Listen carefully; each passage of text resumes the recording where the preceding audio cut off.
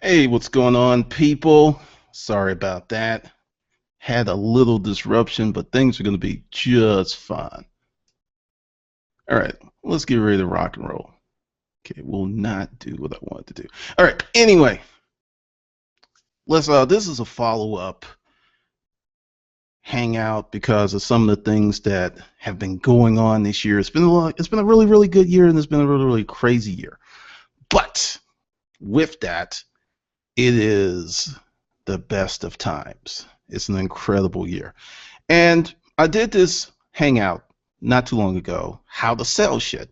And the reason I did it is because there's so many things that are going on right now that are just insane. And when I put that hangout up, it was part of one of the craziest things that happen in the world today, that people want the information to be able to make money, but they are they want it for free. And not only do they want it for free, they want it easy and in very bite-sized and digestible nuggets. And it's kind of crazy because I looked at it and I don't get mad when someone tries to sell me something. Only time I get mad is when someone is trying to beg for money. That is a big turnoff. It kind of drives me crazy. But other than that, I really don't get mad about a lot of stuff. So I was sitting here and I was thinking, let me really break this down because how to sell shit was really was just really getting into it because we're all salespeople. Everyone has something to sell. Everyone has something to give or serve. We all have this thing that we want to put out there. And many people have a problem with the word sell or sales. They have a big, big problem. So let's really address it. Let's break it down.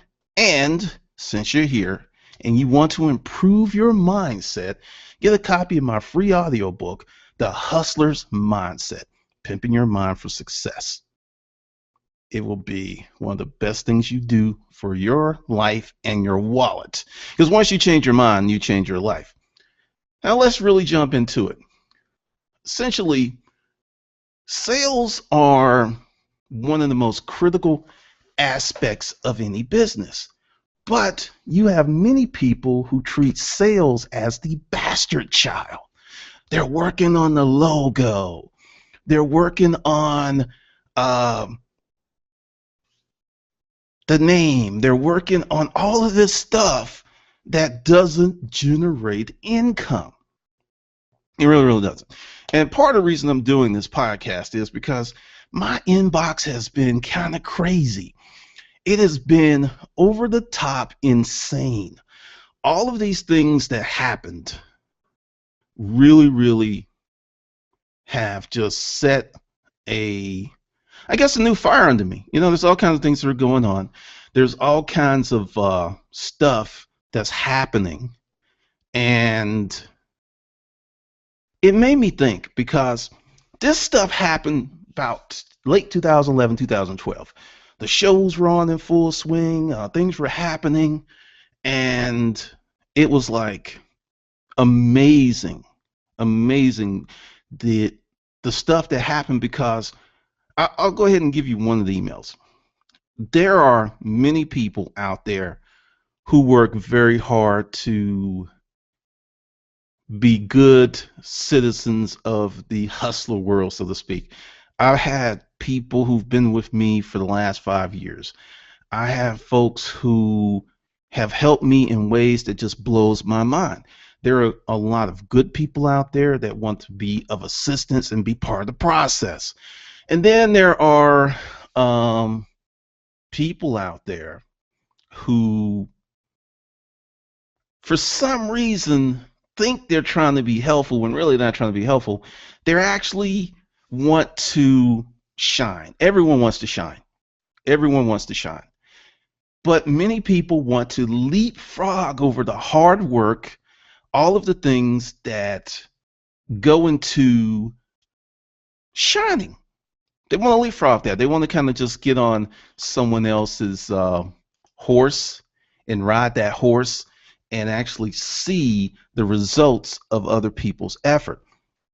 And I got this email, and it's starting again about the profanity. And you shouldn't be using such language, and you should just stop saying the word fuck. And I get this, and I'm just like, okay, I've been doing this since 2009. I mean, if you don't like it, go away. You know, no harm, no foul. No blood, no damage. But that's not what they do. They don't go away. They get angry. This one person has sent me 4 emails addressing my behavior, commenting on videos saying I need to stop doing what I'm doing. I need to stop it. I need to really, really redirect my life towards God and get a grip. And I'm sitting there like, what the hell? One of the things I've learned about this, and how does all of this come into the world of sales? Sales is 90% psychology. Once you figure out what people do and why they do it, it is very easy to make sales, because sales are an emotional component of humanity. A buying decision has some root in emotion. I don't care what you say. If you learn yourself, you can prevent people from manipulating you. That's one of the reasons I recommend the 48 Laws of Power, reading The Power of Your Subconscious Mind. This gives you ammunition to arm yourself against when people are trying to sell you stuff. Because see, the thing is, when people comment on a video or send me an email, they're trying to sell me a concept, or they're trying to sell me an ideal. See, sales doesn't always result in a cash for service or product transaction. When you met your husband, your wife, they have to sell themselves to you. So I'm getting these emails, and then and they have a YouTube channel, and I go to the YouTube channel, and it all becomes very clear. This person wants to be an authority figure. Nothing wrong with that. I salute anyone that wants to go out there and be an authority figure. I salute someone that wants to be that person who is recognized, that person who's worked hard on their craft, whatever they do. I get that. I totally get that. And it's a worthy pursuit. The problem is many people don't want to build. And I looked and I saw this person and I saw their videos and I just started doing that chuckle. Oh, it is crystal clear. They haven't figured out how to sell what they want to sell. And then they see someone like me who's been accused of being a fraud, who's accused of being fake, he doesn't have books out there. He's never been in a storage auction business. All of this stuff has been around, yet week after week, month after month, year after year, I am still here and I am doing this. Yet they can't figure it out. And I'm going to help them because they're listening. Because I created a new channel and some of these people went to the new channel and started the same mess. I'm like, why are you following me since you don't like me? I don't get that. But essentially, I have owned up to my salesmanship. I am a salesman. My name is Glendon Cameron. I have products that I want to sell you. I have books that will make your life better. I have training courses that will put money in your pocket. I'm a salesman. And I have no problem with that because that's what I do. And I'm real honest about it. And they, for some reason, refuse to put on that suit and tie of a salesperson. Refuse to own it. It's like, well, I am just going to be so good at what I do that they can't help but, give me that currency, whether it's attention, money, prestige, authority, or fame. Oh, no. I'm going to get it. This is the thing. Regardless of how good you are, you still need a marketing department. Don't believe me? Ask Coke. Ask Apple. Ask BMW, Canon, IBM, Geico. All of these multiple billion-dollar brands have marketing departments. Yet we all know who Canon is. We see BMWs all over the road of America and around the world. We know who they are. Yet all of these companies invest a substantial amount of time, effort, and money in marketing. Why? There's a lot of noise in the world. It would not take long for someone else to say, whoa, what BMW start marketing? What, they think they're that good? And it wouldn't take long for someone to take their market share. You have to remind people what you do, why you do it, and how they can access it. You have to consistently do this because people have so much noise. They have so much um, stuff going on that is very easy to forget you. I'll tell you a quick story. When I was first selling furniture, right? Uh, I didn't know what I was doing. And I told my friends that I was selling furniture, but I didn't reinforce it and I didn't remind them. And I would go to their houses or offices and they would have new furniture. And it was like, whoa. And, it gets touchy because you want to say, hey, how come you didn't even give me a shot or a chance? And then it's like, oh, that's right, you sell furniture. Once I realized it was my responsibility to remind people of what I do, it wasn't their responsibility to keep up with me. It wasn't their responsibility to watch out for my business. It wasn't. It was mine. So whenever someone that knew that I sold furniture and they went out and bought some other furniture and they give me a chance, it was a personal fail on my part. It wasn't their responsibility to say, hey, here's money, I'm going to throw it at you. That's nice, but that's an entitlement mindset. I have to earn the business of my friends and associates. I have to earn that. And many people are on that, well, we're boys, you should have hooked me up. No. No, that is a loser mentality. So when I took ownership of my business, of my responsibility, then that is when things begin to change. That is when I started to become more successful. That is when I went out there and started to fly. Because if you're going to be a salesperson, and you're going to be a good salesperson, you have to take ownership of your sales process. You have to be able to tell anyone in any place who you are and what you do. If you are hesitant to tell someone that you're a salesperson or that you have a service or you have a product that you think will benefit this person, and if you're selling insurance and you know that the person you're talking to would not benefit from your product, it makes no sense to bring it up. But this person has friends. This person has family. Your products may benefit them. So it is worthy of forging the relationship with an understanding that you're not going to get anything from this person other than leverage. You're going to get personal recommendation leverage. And that's where people start to fall apart. Because see, when I said own your sales process, it's a process. What many of us like to do, and that's why eBay, Amazon, and other marketplaces are so popular, is you're not a salesperson. You're a vendor. You go out and find appropriate things for the marketplace, you plug them in the marketplace, and due to the robust traffic of those marketplaces, people buy. At that point, that is when you start to become desensitized to what real sales are. Because if you talk to anyone that's selling on eBay or Amazon, they would tell you, I'm a salesperson. I sell stuff. I would say people who actually go to the flea market, set up shop, and wheel and deal with customers are salespeople. They have to be. If they aren't really good salespeople, they're just not going to make a lot of money unless they just have some really high products. Now, even to a point, you go to the flea market. It's a marketplace that's established and traffic shows up. Now, let's talk about the warriors of salesmanship.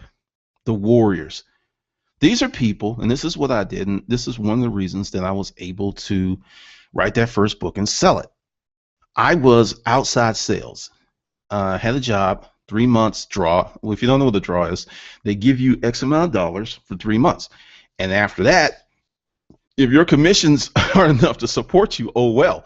You're not getting any more money until you earn it, until you actually begin to sell something and get a commission. And then this was office furniture, and this wasn't quick sales. I mean, these sales, the quickest sale I ever had was 2 weeks.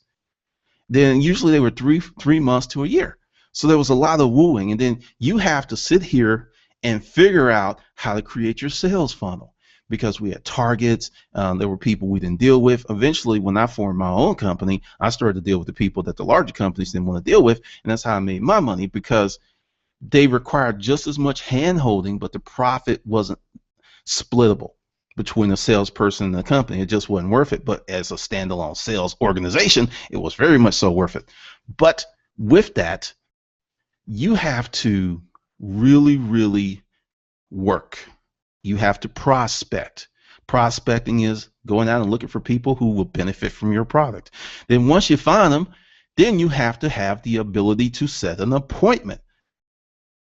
Find them, set an appointment.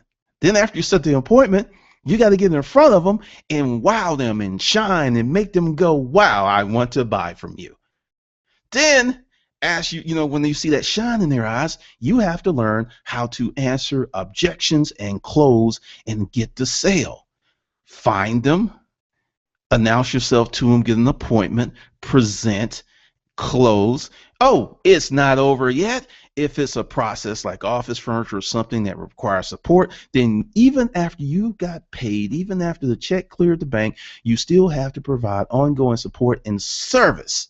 So it is a 5-step process that at any point bad shit can happen, especially with office furniture. We used to have what's called a punch list.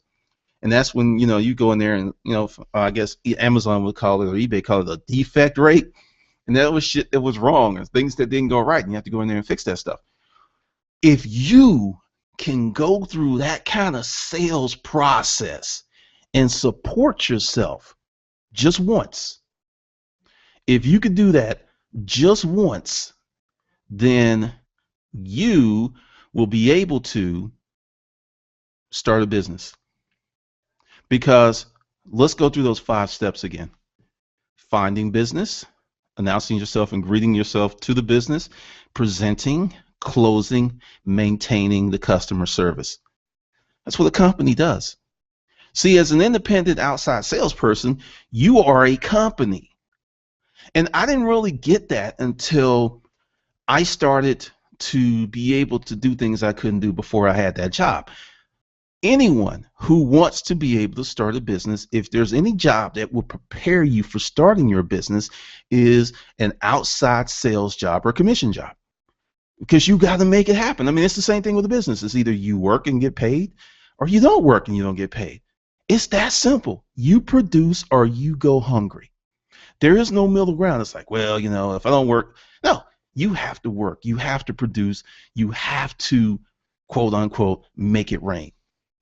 So essentially, what has to happen is, if you look at the ability of a person to be self-directed, self-governed, that gives you great energy and authority to be a salesperson. And if you can be a really, really good salesperson, then learn how to manage yourself and other people, you have the critical ingredients to starting a company. I used to read Inc. magazine religiously. Loved the magazine. It was great. And one of the things that I got out of that, because there was this, I think it was Stony Brook Dairy, one of the guy's wife is a writer for Inc. And she was just discussing how when they started, when her husband, I believe his name is Gary, I am not sure because I'm just going from memory, he went to get money from investors, and he went, and there was like 5 or 6 other people that day for the same thing, and her husband was the only one that got the money. And she said simply the reason he got the money because he asked for it, and the rest of them didn't. It was 5 people, only one asked for the money, the other 4 hoped to have the money thrown at them. One of the things you will learn if you go into the sales process is there's going to be cake sales where you walk in and you just sit down and it's done. They like you, they like what you have, and they're just throwing money at you. Okay, that happens like 5 to 10% of the time. The other 95, 90% of the time, you're going to have to earn it. And this is nice when that happens. One of my biggest sales that ever in life happened like that, and it was just gorgeous. It was great. I was just like, oh man, I love this day long time. But typically, one of my sales mentors gave me this. He said, There's the 33 and the third. This is what he gave me. He said there's 33 and the third, the percent of the sales that you will never get because it's going to go to friends, family, and relatives. You never had a shot. You just answered that request for proposal, that RFP, just because they needed to do it for company policy, but you never had a shot. Then there's 33.5% of the sales that you will get for showing up and working hard. You'll get them. And then there's a 33.5% of the sales you won't get, not because you don't have a chance, it's because you're not that good. So by working on yourself and pushing forward, you are able to get 66, almost 67% of the sales you go after once you get your sales process cold. And let's really look at that. If you're going after 10 million in sales and you get 66%, that's 6.6 million.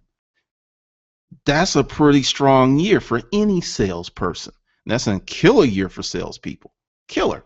So essentially, when you are one of those people, and I am not going to throw stones on Amazon sellers, or I'm not going to throw stones at eBay sellers. What I'm going to say is the longer that you continue to build their businesses, the longer it's going to be, as long as it's going to take you to build your business. Because I put in my first book, in a very clear statement, eBay's not your business, it's their business. And there are many people who do not understand that. It's like, hey, I'm shipping this stuff, I'm buying this stuff. Yes, you're plugged into their system, but you don't have your own system. And until you get your own system, you have no business. And when you have no business, that is how it goes. And that is the way it is. So by going out, and even if you're in eBay and Amazon, or as what I like to say, top heavy on Amazon, top heavy on eBay, and the definition of top heavy, if 50% or 70% of your income is coming from eBay, or 70% of your income is coming from Amazon, what's going to happen if something happens and that income stream dies up?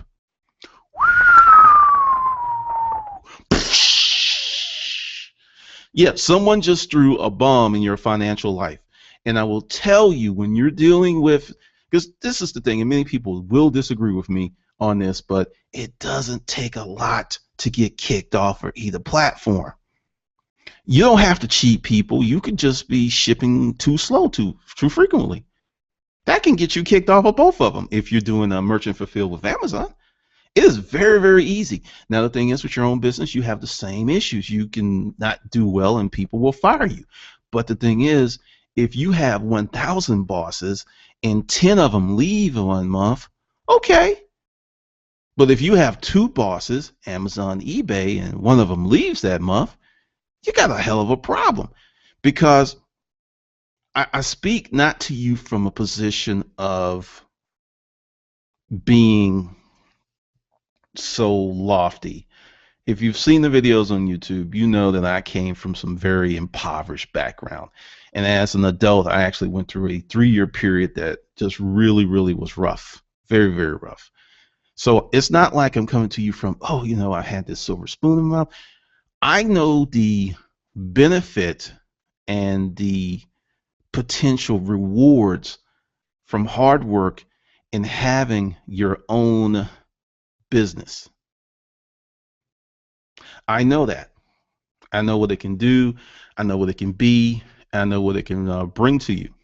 So essentially, what you have to do is, in your mind, start saying you're a salesperson, because sales make the world go round. I don't care how great your blog is, your YouTube channel is, your book, unless someone pulls out their credit card or pulls out some cash and slides it into your dirty little palm, nothing happens.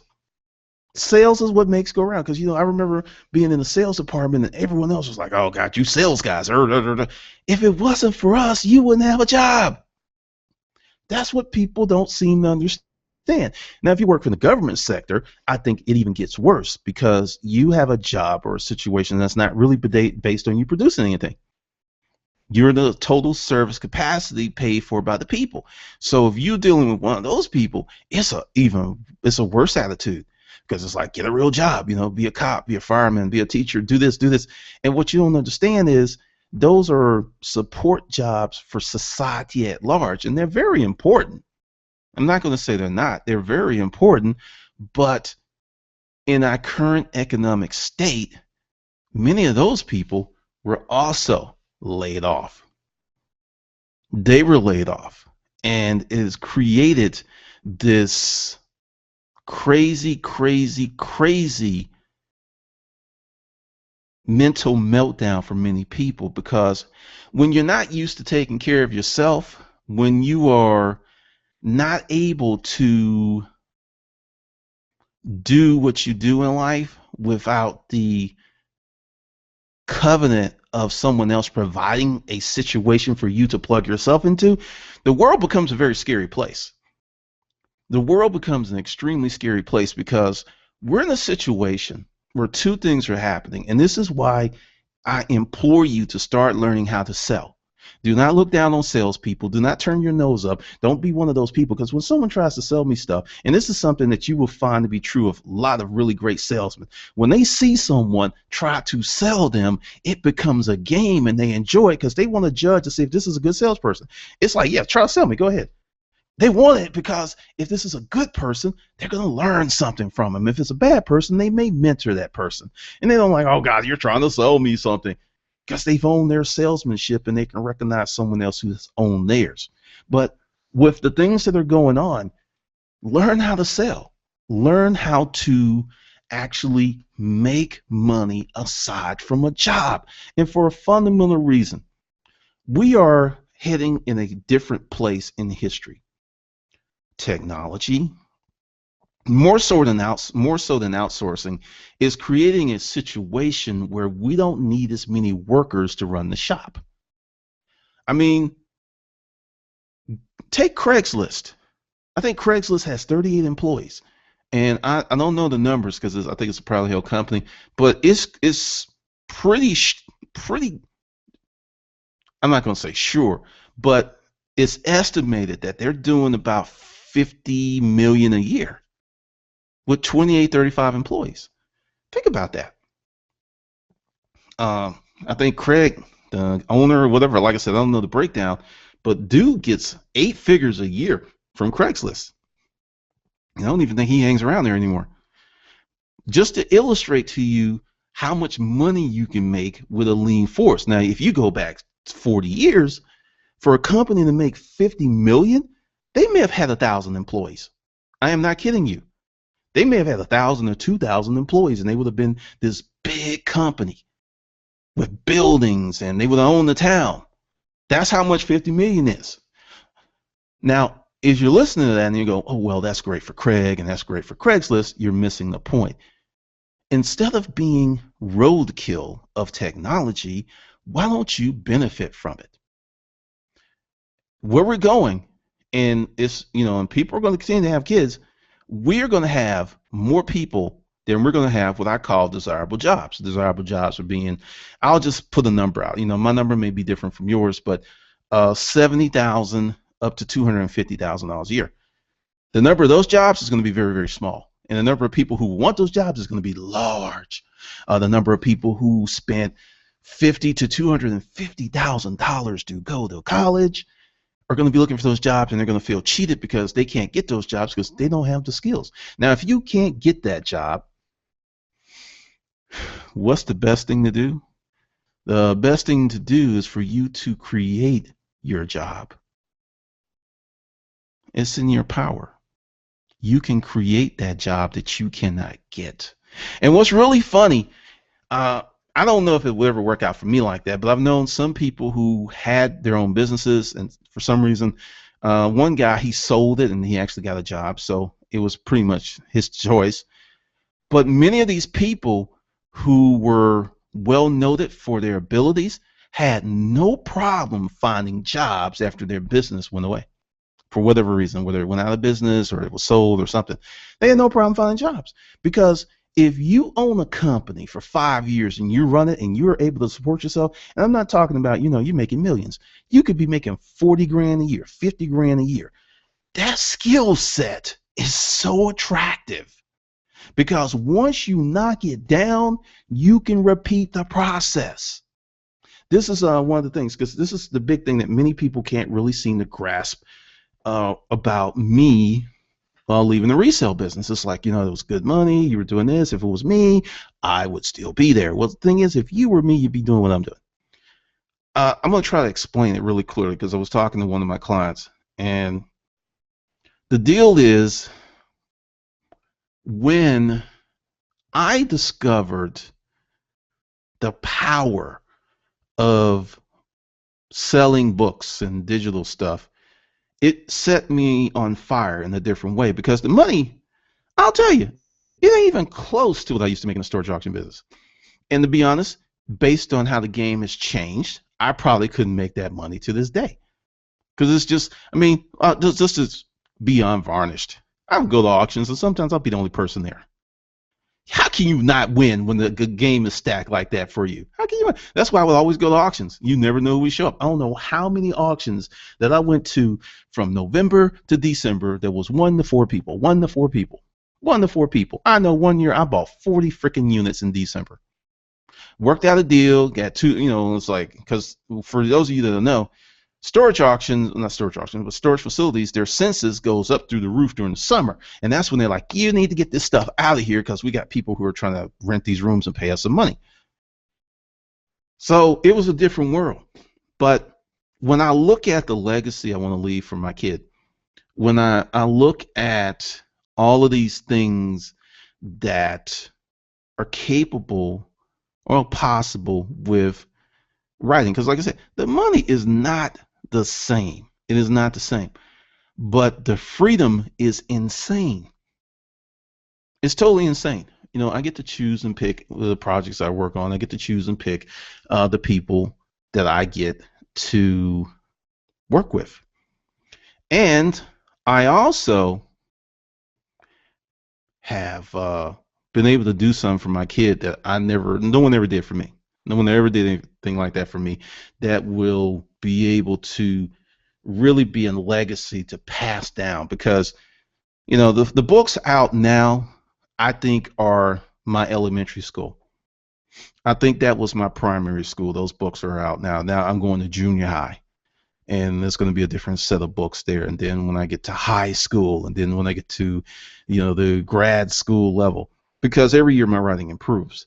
And the thing is, once again, just like when I got that great storage unit, that book just showed me so much. But if I did not have that sales background, I wouldn't have been able to do it, because I would have became consumed with the writing of the book. And this is what kills most writers. They become consumed with the crafting and the creation of the book.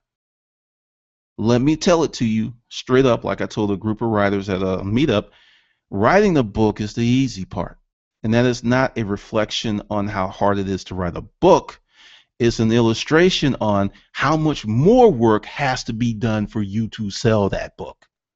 I'll just be straight up with you. If you mastered the art of marketing the book quicker than you mastered the art of writing, example talking to you right now, you'll make more money than one of the greatest writers that ever lived, who can write awesome books, but nobody knows they exist. Yeah, and just think, well, the traditional publishers will find that person. No. This new thing with writing has exposed traditional publishing. There were many writers who books were turned down, told they couldn't write, and they upload these books to Kindle, and some of these folks are making $100,000 a month. Folks who were told they couldn't write, folks who were told that their books weren't good enough. I'm in writing groups, so I see the numbers and we talk about this stuff.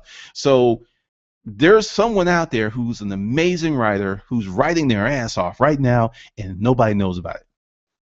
That's how often that happens. And so I'm just telling you, if you are writing a book, write your book. Write every day. But spend as much time as you can on marketing, learning how to market, learning how to set up landing pages, learning how to create an email list. You got to do this stuff, because this is a prediction. And this is just me, because I got this from Curtis Mayfield. When he was at Northside Hospital, I got to meet the man, talk to the man several times. He was one of the nicest men I've ever met in my life, for someone who went through so much. And he told me that he said, he's just like, if you ever create anything, make sure you own your work. Because he had songs that he had created that when he created them, they didn't really do that good. But 20 years later, people were like, hey, can I get a sample of this song? Since he owned it, and I think there's the royalty, the publishing, the lyrics, there's three parts of a song. Correct me if I'm wrong. But since he owned it, he sell like a sample for 25 grand, or he sell this because he owned the work, and he made sure that he owned the work. So that's my mentor on that, and that's one of the reasons I am so staunchly about building your brand, creating your own publishing platform and selling your stuff to the public, because it is just that important. It's just that important because essentially when you don't have the ability to be able to sell yourself and sell your work, you're at the mercy of these other parties. You're at the mercy. You create a situation that creates such angst, so to speak, that is ridiculous. It's just ridiculous, because I know writers. And, just a little background. I've always wanted to write. 2009 was my third attempt. I know writers that went out of their contracts. They are so unhappy. They're not making any money. Their work was put out in a manner that they didn't appreciate because they had no input because they signed that contract. They can't wait to get out of these deals. They cannot wait until they are free. So another part of being a salesperson and going through those 5 steps of the sales process, because that's how you build a company, and there's much more to it. But if you can get those 5 things down, you can create a product in your home, go out in the world and sell it and make money. It's amazing what you can do when you own your sales process, when you are not afraid to say, I sell shit. You become so powerful when you do that. It is incredible what happens when you're able to create that level of personal power. Because going back to what I was saying, what's happening with disruption. If you go to that movie Minority Report, and many of you have been here around and you've heard me say this, and you're probably tired of me saying this, but that's happening. There's going to be a factory. There's not going to be any carbon-based life forms in that factory. There may be 10 in a control module at some end of the plant to make sure that the machinery, they're there to fix the machinery if it breaks down. That's the only reason they're there. They're there for that, maintenance, diagnostics. That's the only reason they're there. That's coming. And I don't know where that's going to leave us as a world. Because, I'm a futurist and I believe in the future. I believe in technology. And like I said, embrace this stuff. Don't be afraid of it, because you may own that factory that has the automation working for you. You may have these 5 factories around the world that are completely controlled by automation, and then they're making you $1 billion a year, you and your family. You might be that person. So I really say either take advantage of technology or be taken advantage of by technology, because essentially what's going to happen is you are not going to benefit by sticking your head in the ground and pretending that it's going to go away. This thing is going to get worse. We're going to have people in college who did the good work. They studied the job. They studied the projected job openings, that was set down by the government statistics. And while they were in college, a disruptor, created a process that completely obliterated their career hopes.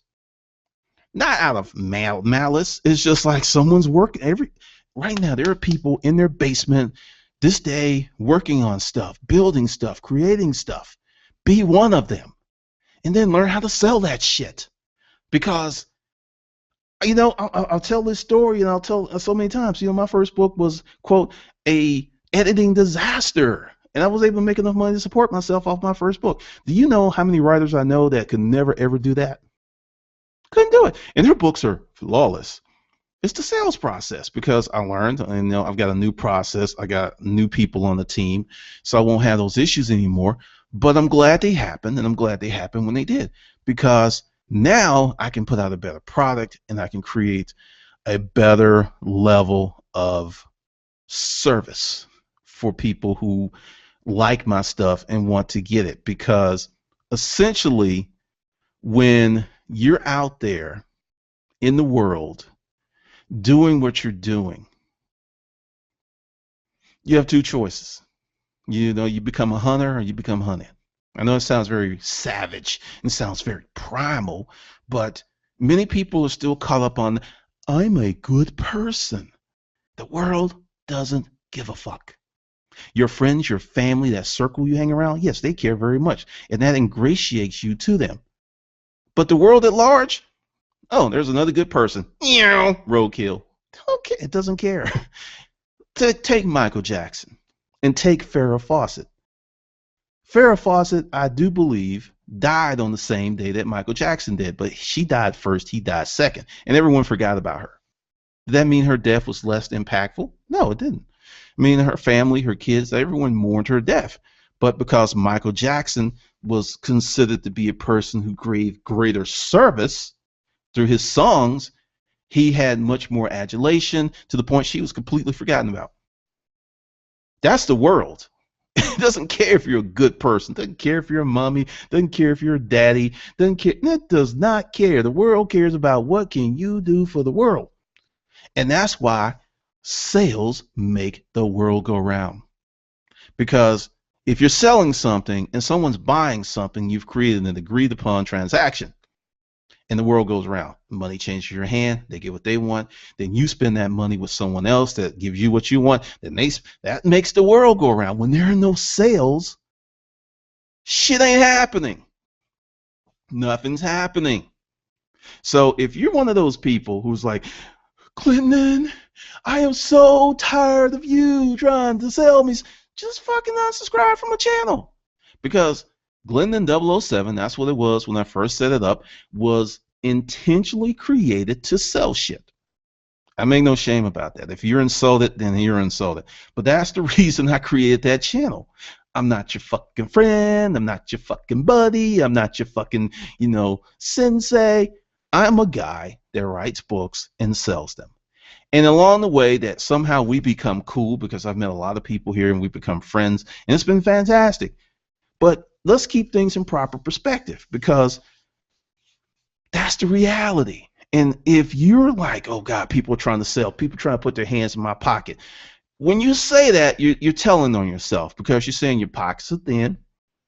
Because typically, I've noticed something. People with money, and I'm not talking about wealthy people, I'm talking about somebody that's financially stable enough to support themselves.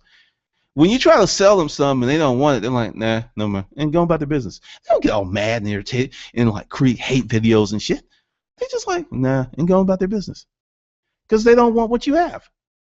It's real honest, it's real simple. But when a person is writing me 10 freaking emails, leaving caustic comments on the channels, doing all this stuff, it speaks to something else. Because there's plenty of channels on YouTube I don't like. I go to the channel, I'll look at it, nah, this is not for me. I don't write the channel owner and going, hey, you really need to do. No, I have given out people some advice, because there was one person, I saw her channel and I saw that she was doing some things that were going to get her in trouble.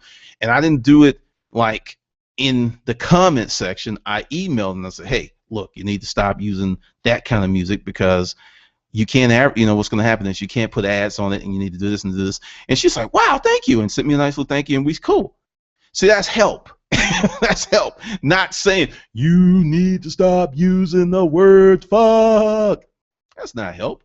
That is trying to tell me how I should run my channel, my business, and my life.